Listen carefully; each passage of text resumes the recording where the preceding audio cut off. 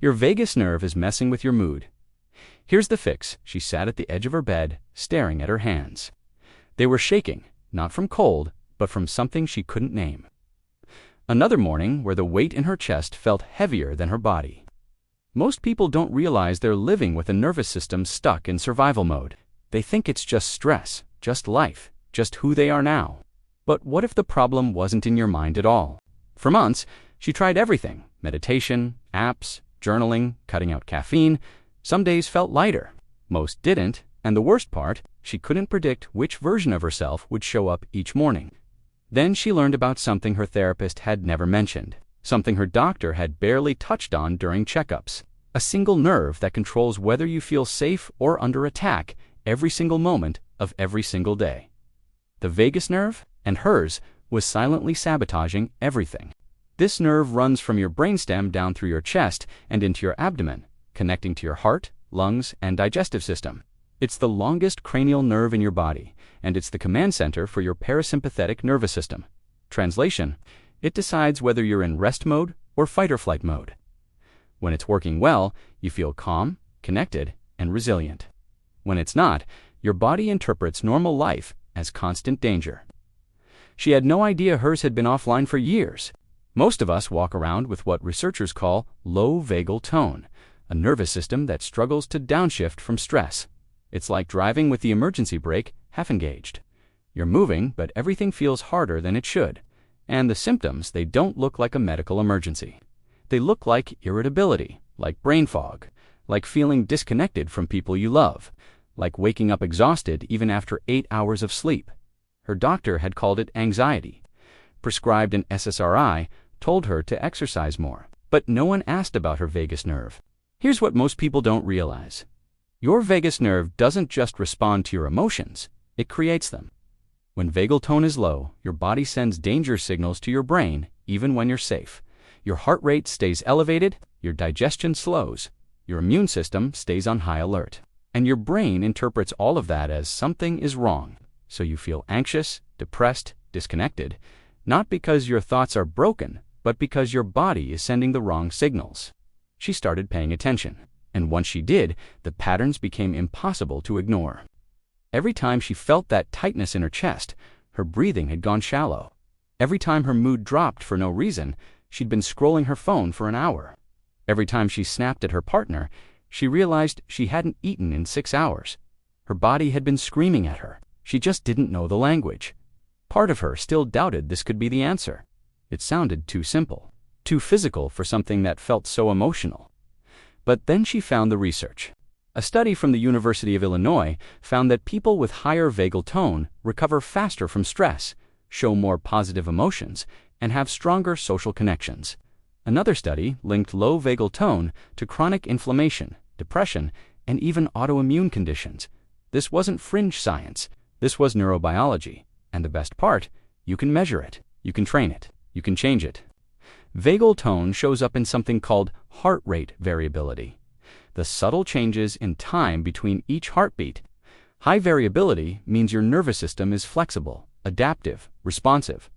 Low variability means you're stuck. She downloaded a simple HRV app, checked her baseline. It was lower than she expected, lower than someone her age should have. But at least now, she had a number, a starting point, proof that this wasn't all in her head. So she started experimenting with the most evidence-backed methods to strengthen vagal tone, not all at once, but one small shift at a time. First, cold exposure. It sounded extreme, but the science was clear. Cold water on your face or neck activates the vagus nerve almost immediately. It's called the dive reflex, an ancient survival mechanism that slows your heart rate and shifts you into calm. She started small, 30 seconds of cold water at the end of every shower, just on her face and chest. The first time, she gasped. Her body resisted. But within seconds, something clicked. Her breathing deepened. Her heartbeat slowed. It felt like hitting a reset button she didn't know existed. Researchers at the University of Portsmouth found that regular cold exposure increases vagal tone, reduces inflammation, and improves mood often within 2 to 3 weeks. She kept going. Next, breath work. Not the kind that makes you hyperventilate or feel lightheaded, the kind that mimics the rhythm of a calm, regulated nervous system. She learned about exhale-focused breathing, where your out-breath is longer than your in-breath. 4 seconds in, 6 seconds out. Repeat for 2 minutes. This directly stimulates the vagus nerve.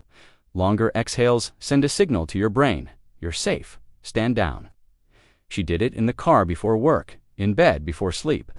During moments when that familiar tightness started creeping back into her chest, and it worked. Not like magic, but like training, like teaching her body a new language. Stephen Porges, the neuroscientist who developed polyvagal theory, describes this as neural exercise. Just like lifting weights strengthens muscles, intentional breathwork strengthens your vagus nerve. But what surprised her most wasn't the cold showers or the breathing. It was humming. Yes, humming. The vagus nerve runs directly through your vocal cords. When you hum, chant, or sing, you create vibrations that mechanically stimulate the nerve. She felt ridiculous at first, humming in the shower, humming while making coffee. But within days, she noticed something. The tightness in her throat, the one she'd carried for months, started to dissolve, and her mood lifted. Not dramatically, but consistently. A study published in the journal Bioelectronic Medicine found that vagus nerve stimulation through vocalization reduces symptoms of depression and improves emotional regulation without medication. She wasn't chasing perfection. She was rebuilding connection with her body, with herself. Somewhere between the cold showers and the quiet hums, she realized something had shifted. She wasn't waking up with dread anymore. She wasn't snapping at small things. She wasn't searching for the next distraction just to feel okay. Her nervous system had learned to trust her again. But there was still one piece missing, and it wasn't what she expected. What surprised me most wasn't just how a simple biofeedback device improved my experience with tracking my vagal tone, but how everything started to feel different once I switched to the right method. I wasn't expecting such a clear change, and honestly, I tested it more than a few times before I figured out what really worked. This isn't a promotion, just sharing real results that made a noticeable difference for me. I'll leave the link below if you want to explore what I mean, because here's the truth most people miss. You can do all the breathing exercises and cold plunges in the world, but if you don't know whether they're actually working, you're just guessing. Tracking heart rate variability gave her feedback. Data, proof that her nervous system was responding. Some mornings her HRV was high. Those were the days she felt grounded, creative, resilient. Other mornings it dropped, and she knew to go easier on herself, to prioritize rest over productivity. It wasn't about perfection, it was about awareness. And that changed everything. She also started paying attention to the things that tanked her vagal tone, even when they seemed harmless. Scrolling social media for more than 15 minutes, skipping meals, staying indoors for days, forcing herself to be productive when her body was begging for rest. These weren't character flaws, they were nervous system stressors, and once she saw them clearly, she could make different choices. She started eating within an hour of waking up, protein and fats, not just coffee. Her energy stabilized, her mood followed. She began taking short walks after lunch, even just 10 minutes. Movement, sunlight, and fresh air, all of them support vagal tone. And she stopped forcing herself to push through when her body said stop. Researchers at the University of North Carolina found that people who honor their body's signals, rest when tired, eat when hungry, move when restless, show significantly higher vagal tone than those who override them. Rest wasn't laziness, it was regulation. But the deepest shift came from something even simpler: connection real, face-to-face, eye contact connection. She started calling her sister instead of texting, having dinner with her partner without phones on the table, sitting with her neighbor on the porch instead of waving from the driveway, and her nervous system responded. Because the vagus nerve isn't just about survival, it's about social engagement, about feeling safe with other people.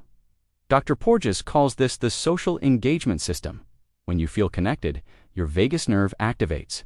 When you feel isolated, it shuts down. Loneliness isn't just emotional, it's physiological, and community isn't optional, it's regulation. She laughed one morning, realizing how much had changed without her trying to change everything. She wasn't fixed, she wasn't healed, but she was no longer at war with her own body. When she looked in the mirror again, it wasn't her reflection that had changed. It was what she believed about herself.